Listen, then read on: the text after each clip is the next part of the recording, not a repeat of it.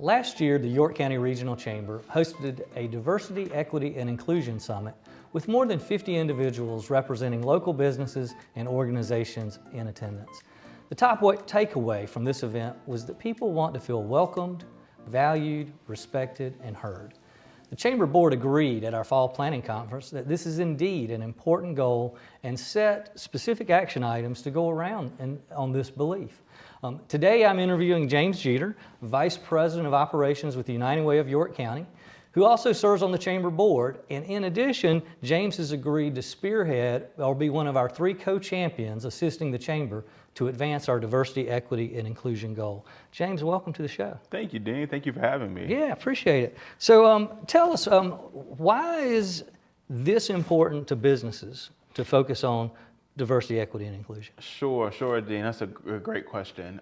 DEI, first off, I'd like to say it's the right thing to do. Absolutely. When we think about the community and who we're serving and our clients and our customers, we want our employees, our talent to look just like the community and the customer base that we serve. And so this allows us to really dig deeper in creating atmospheres where folks look different, and they may have different ideologies and thoughts, but we can come together. We bring our creativity to create a workspace that is productive and it's innovative because everybody's bringing something different. Sure. And also, individuals are now looking for opportunities with companies that are representative or realize the importance of being inclusive, have policies that represent DEI. That's what people want. They Sure. are engaging in that. So it opens up our talent pipeline as well.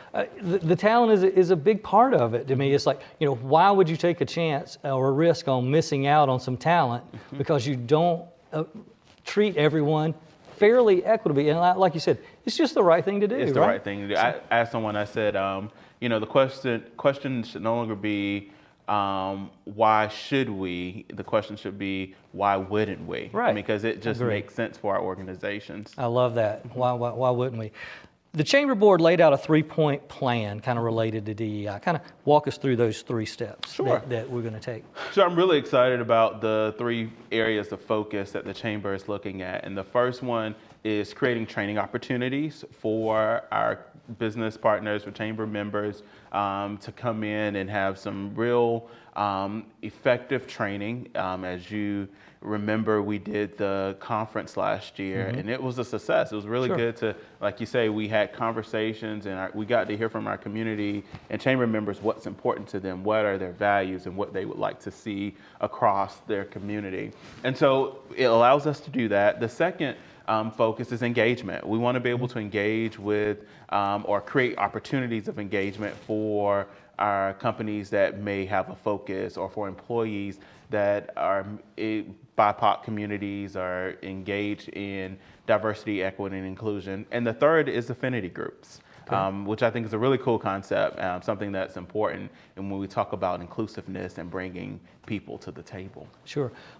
It's interesting you mentioned the summit. Matter of fact, just yesterday, another chamber in the Charlotte region reached out to me and said, hey, I heard great things about your DEI summit. Can you kind of give us some pointers? We'd like to replicate that in our region. So you're right. We're trending. That's yeah, awesome. we're trending, exactly. So you mentioned the training and resources, and we talked about the DEI conference a little bit. So what should members expect that they might see out of some of the training that we're looking to do? Sure. So real relevant training that is directly related to your industry, the work that you're doing.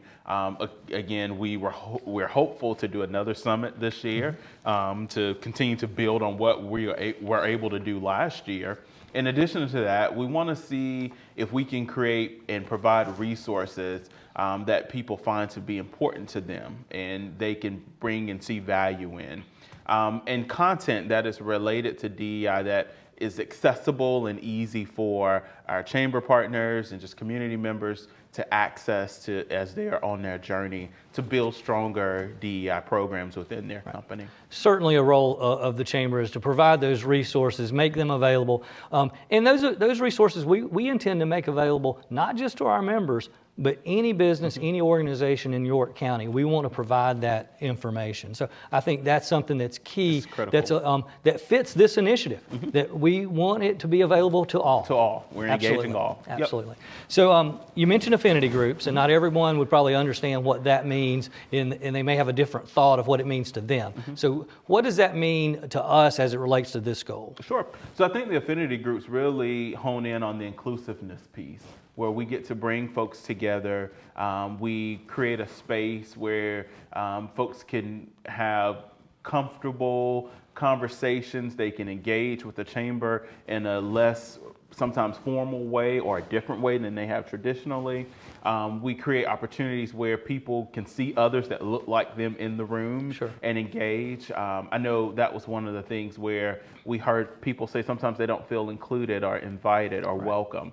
And this is the great opportunity to really start planting that seed and opening up doors where people can be invested, they can be connected, because the chamber is for all. We want all to be engaged. We want all to be involved in the work that's happening here. It's incredible work. And so we want to make sure that the opportunity is known to all, that they are welcome. So James, you brought up one point, and it made me think of something you and I were talking about earlier about businesses feeling comfortable coming to the chamber or being a part of the chamber.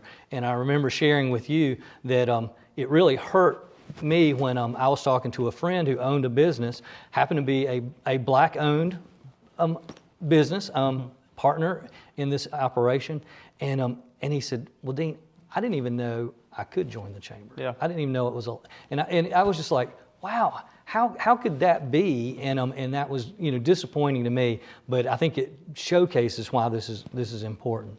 Now, one thing that we've also that kind of led to this effort and this goal was we got a task force that started some work earlier this year.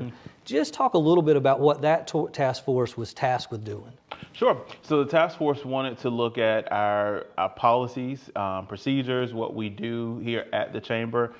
We created a robust mission statement that really speaks to the values of the chamber in terms of diversity, equity, and inclusion, and just went into some of the opportunities that we should be pursuing as a chamber around diversity, equity, and inclusion. And I think it was really the catalyst that started these conversations. It started the summit, getting us to a place where we can effectively engage our community around inclusion. I think it provided us the direction. It did.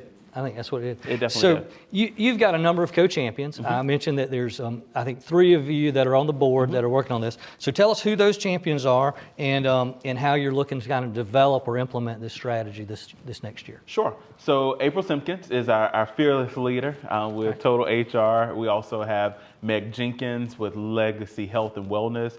And Mark, personally, is our staff liaison, helping specifically in diversity, equity, and inclusion. And one thing I always like to mention when we look at this work, of course, we have the folks that may be sort of leading this, but this requires the entire staff. It requires the entire board, and all of our chamber partners, but community in general, coming together, having input on how we move this work forward. This is long work because, a lot of the challenges and difficulties we see did not happen overnight. So they're not going to change overnight. That can't be a realistic expectation. But I think with us having these discussions, us coming together, we can really evolve and create opportunities and create a community where all feel like they're welcome. I think it's the desire of the chamber that when a company is looking to relocate or set roots here in York County, they see York County as a community that is inclusive, that is open to all. Same for individuals who are looking to make that move and connect to our community. They see that as an opportunity for anyone, regardless of where your background, how you look, all of that good stuff. You can be here, you can be engaged in the conversation and productive in what we're trying to do to make this the greatest place it is. Absolutely, James. Well said, completely well said. You know that I'm passionate about this. I believe this is vitally important to the chamber. I believe it's important to our community. And I believe it's important to our businesses to all grasp this and embrace this, that everyone should be treated fairly, equally, and they want to be heard and respected. So that's what we're going to do here at the Chamber, and I look forward to your progress and your team's progress. Thank you. Thank you, Thank Dean. you, Thank you for James. your leadership. Yep. Absolutely. Thank you.